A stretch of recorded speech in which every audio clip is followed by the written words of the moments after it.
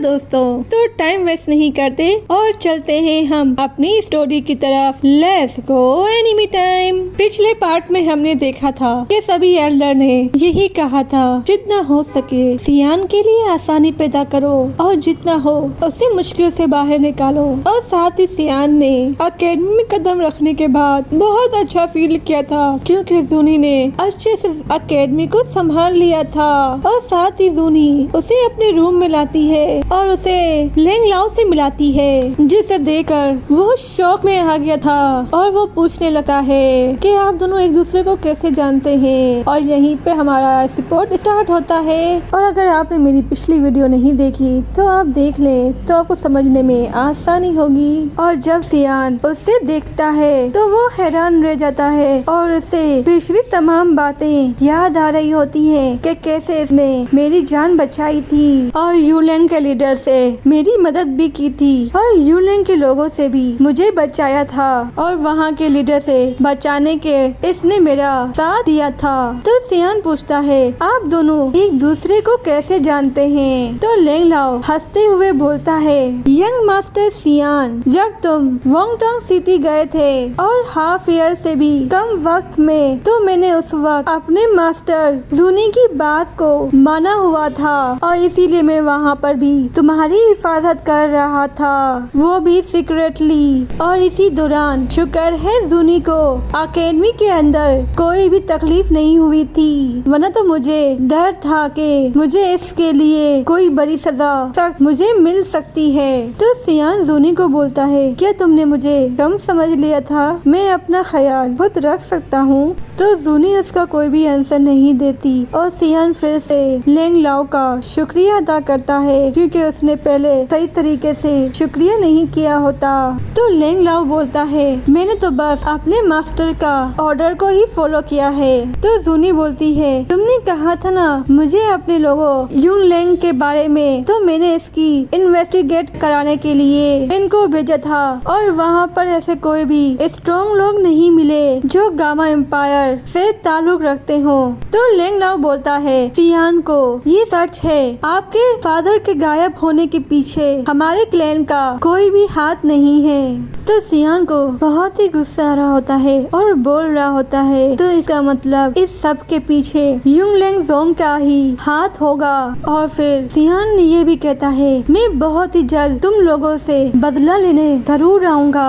Laing लाओ कुछ बोलने वाला होता है, फिर वो नहीं बोलता। तो जूनी बोलती है, सियान आप टेंशन ना लो, मैं इन क्लैन के लोगों पर नजर रखवाऊंगी, तुम बस सही तरीके से अपनी कल्टीवेशन पर ध्यान दो, क्योंकि तुम्हें ज़हनी सुकून की भी जरूरत है। और सियान हाँ बोलकर उस रूम से चला जाता है। और सियान के रूम से जाने के बाद जूनी रूम बंद करती है और लिंग लाओ से पूछती है, मुझे लगता है तुम कुछ और भी जानते हो जो अभी तक तुमने बताया नहीं है। तो लिंग लाओ बोलता है, ये जो पावर गामा एम्पायर में दाखिल हो रही है, इसे देखकर लगता है वो जो भी लोग हैं पावरफुल के साथ साथ बहुत ही ज्यादा डार्क एनर्जी भी उनके पास है। तो जूनी पूछती है कि आपका मतलब ये तो नहीं वो सोल हॉल है? अगर आप सभी लोगों को याद होगा, मैंने पहले ही एपिसोड में सोल हॉल के बारे में आप सबको थोड़ी बहुत इंफॉर्मेशन दी थी कि सोल हॉल कितना पावरफुल है, जो वो देखने में ही बहुत खतरनाक था और उसने बड़े ही आराम से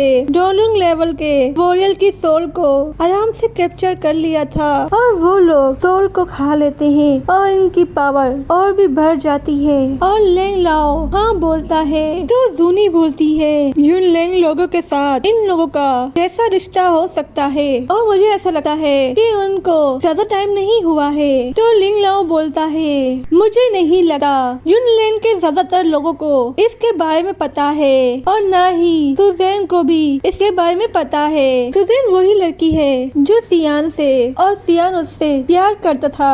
अगर ऐसा होता तो सियान को इसके बारे में जरूर पता होता, क्योंकि उनके बीच में एक रिलेशन है। तो जूनी बोलती है अगर सच में यनलैंड क्लैन के लोग इनसे मिले हुए हैं तो फिर सियान को ना ही पता चले वही ठीक होगा।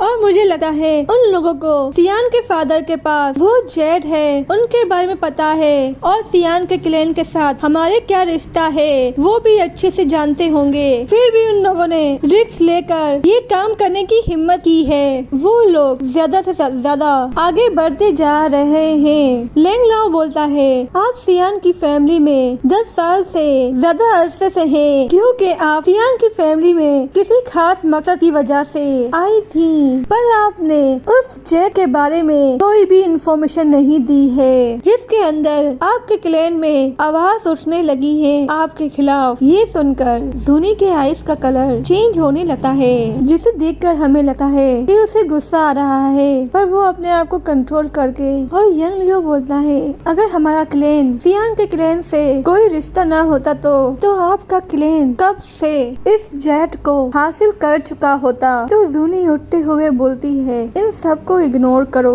वैसे ही मैं टेंशन में हूँ। ये जानकर यूनलैंड के कुछ लोग भी इन सब में इन्वॉल्व हैं, और अच्छा यही होगा कि सियान को इन सब के बारे में अभी पता ना लगे, जब तक वो इतना पावरफुल कि यूनलैंड के क्लैन को वो आराम से हरा दे। और अब तुम यहाँ से चले जाओ, अगर कुछ काम होगा तो मैं तुम्हें फिर से बुला लूंगी। और फिर लिंग लाओ वहाँ से चला जाता है, और सियान को फिर बाहर दिखाते हैं जो उदास होता है, और वो अपना जेट निकाल कर उसी को देख रहा होता है। और फिर वो आसमान को देखने लगता है, और आसमान को देखकर बोल रहा होता है फादर आप कहाँ पर हो। जूनी आती है, सियान उसे बोलता है आप यहाँ क्यों आई हैं। जूनी ने अभी एक कदम आगे ही बढ़ा रही होती है कि उसकी नजर जेट पर जाती है, जिसे वो देखकर हैरान रहती है, क्योंकि जिसे वो ढूंढ रही थी वो सियान के हाथ में है। तो जूनी उसे देखकर बोल रही होती है ये तो दोषी एम्पायर जेट है। तो सियान उसे देखकर पूछता है आपको इस जेट के बारे में कैसे पता है। तो जूनी पूछती है ये जेट आपको कहाँ से मिला है। तो वो बोलते हैं मेरे फैमिली के बड़े एल्डर ने मुझे इसे दिया है।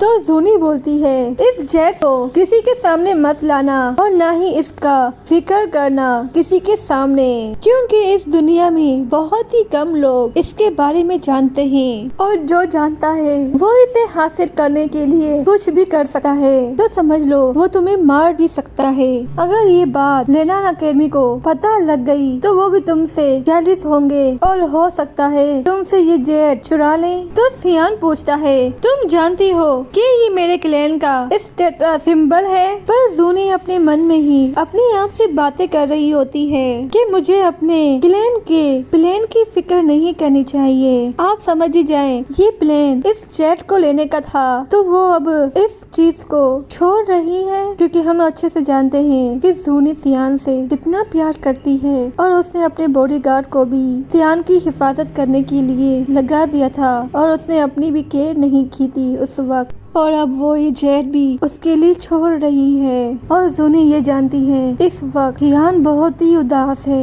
और ये वाहिद चीज ही है जो चाचा की जिंदगी और मौत के बारे में इसे बता सकती है, और मैं इसे जेट का लेने का सोच भी नहीं सकती जिससे सियान हर्ट हो जाए। जूनी सियान का हौसला बढ़ाती है और बोलती है तुम्हें बस इंतजार ही करना होगा जब तक तुम पावरफुल नहीं हो जाते कि तुम यूनलैंड के साथ लड़ सको, और जब मैं तुम्हें सब कुछ बता दूंगी और मेरे पीछे कौन सी पावर है और तुम्हारे क्लैन की सलाहियत क्या है। और फिर सियान अपनी जेट को देखता है और अपनी रिंग के अंदर उसे डाल लेता है, और सियान उसे बोलता है मुझे तुम पर पूरा एतबार है, मैं उस दिन का वेट करूंगा जब तुम खुद आकर मेरे सारे डाउट क्लियर कर दोगी। और फिर सियान को अपने रूम में दिखाते हैं, और मास्टर रिंग से निकलकर बोलते हैं मैं सब जानता हूँ कि तुम मुझसे इस जेट के बारे में क्या पूछने वाले हो, पर मैं तुम्हें बता दूं, पर मैंने भी बस इसके बारे में सुना है, देखा नहीं है। तो सियान पूछता है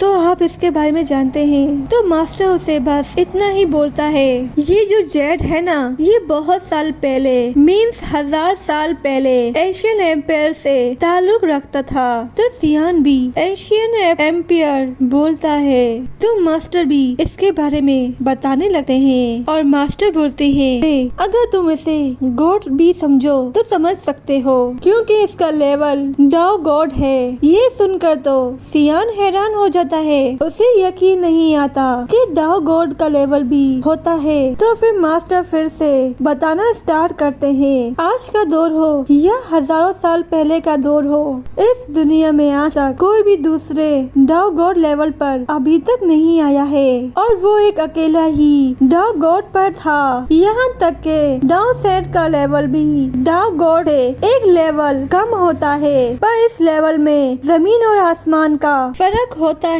और ये जो तुम्हारे हाथ में जेट है, तो हो सकता है इसके पीछे छोड़ा गया खजाना हो, और मुझे लगता है ये बस एक छोटा सा हिस्सा हो सकता है इसका दूसरा हिस्सा किसी और ओनर के पास हो, और अगर इसके बारे में किसी को पता लग गया तो बहुत सी बड़ी पावर तुमसे छीनने के लिए यहाँ आ जाएंगे। तो सियान बोलता है, जूनी ने भी यही कहा था कि इसे किसी के सामने मत लाना और ना इसका जिक्र करना, और मेरा जूनी के क्लैन से कोई ताल्लुक कैसे हो सकता है। दोस्तों, मैंने अभी तक इसकी फैमिली में इसकी मामा के बारे में नहीं सुना है, कहीं ऐसा तो नहीं इसका मॉम का ताल्लुक जूनी की फैमिली से हो, शायद ऐसा हो सकता है, ये तो हमें आगे ही पता चलेगा और ये सिर्फ मेरी सोच है। तो मास्टर बोलता है, अच्छी बात तो ये है कि हम 3 लोगों के अलावा इसके बारे में कोई नहीं जानता, कि इस बात को हम तीनों के अलावा बाहर लीक नहीं होने वाली।